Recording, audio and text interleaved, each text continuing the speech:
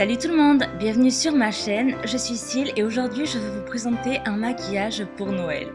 Mais en fait c'est plutôt un maquillage 2 en 1 qu'on peut adapter pour la soirée, alors vous choisissez.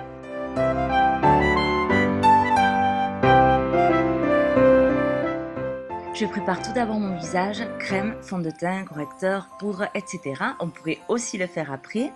Et j'utilise ma pré-base de chez Urban Decay sur mes paupières pour fixer les ombres et éviter qu'elles ne s'agglutinent dans les plis. Ma couleur de base sera ce rouge qui peut faire un petit peu peur au départ, mais ne vous inquiétez pas car estompé, ça s'atténue. J'applique le produit avec un pinceau estompeur de chez Sigma qui a la pointe étroite.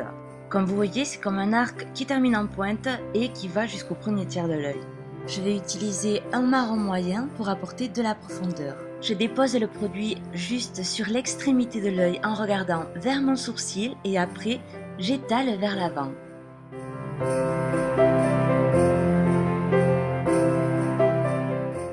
Pour éviter les démarcations, je vais venir estomper avec des mouvements circulaires et ce pinceau est de chez Sigma. Sur mon blog, je vous laisse les liens et le code promo. Maintenant que ma base est prête, je vais aller chercher les couleurs qui vont rehausser mon maquillage. J'ai choisi alors un marron argenté, voire irisé de la palette Clairs et je le superpose sur ma base. Pour illuminer, j'emploie un beige nacré que je vais appliquer sous les sourcils. Comme je suis assez perfectionniste, j'atténue la ligne de démarcation, mais en faisant des zigzags cette fois-ci. Et c'est toujours avec le même pinceau de chez Sigma.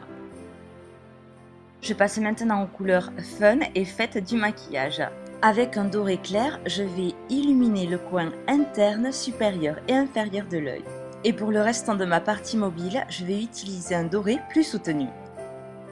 Ici, on fait attention de ne pas empiéter sur les autres couleurs.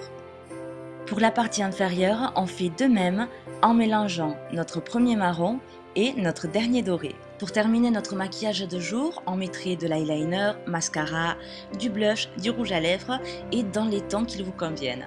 Mais si vous recherchez un maquillage pour une soirée ou tout simplement un peu plus intense, on passe alors au deuxième look. J'ai choisi un marron foncé que je vais utiliser avec ce pinceau de précision de chez Sigma. Je passe le fard sur le coin externe de l'œil tout en estompant et je l'ajoute également à la partie inférieure. Et là, c'est le moment de s'amuser vu que les paillettes ne peuvent pas manquer. Le glitter doré vient de chez Sephora et pour le fixer, j'utilise le Mixing Solution de chez Kiko. Vous avez des colles spéciales pour cela, mais si vous n'en avez pas, vous pouvez aussi utiliser de la laque. J'applique le produit sur toute la paupière mobile, un peu tout autour et aussi dans le coin de la paupière inférieure. Je trace mon eyeliner, le mien est en crème de chez Kiko et le pinceau est de chez Sigma. Je remplis ensuite l'intérieur de l'œil avec un crayon noir de chez Catrice pour donner plus d'intensité. On peut aussi le passer au ras des cils. Maintenant, c'est le moment idéal pour celles qui veulent poser des faux cils. Dans mon cas, je m'en tiens au mascara. Celui-ci est le Volumian Lashes de chez L'Oréal. Pour donner plus de volume et de longueur, on part de la racine des cils et on remonte en zigzag. On en ajoute aussi sur les cils inférieurs. On nettoie la zone des cernes avec un pinceau en éventail et on applique par la suite un peu d'anti-cerne ou de correcteur. Pour que le produit se fonde avec notre peau, on tapote en réchauffant avec les doigts. On peut maintenant sculpter le visage. Moi j'utilise le Hoola de chez Benefit et le Cabana Boy pour le blush de chez The Balm. On estompe bien pour un rendu parfait de chez Parfait.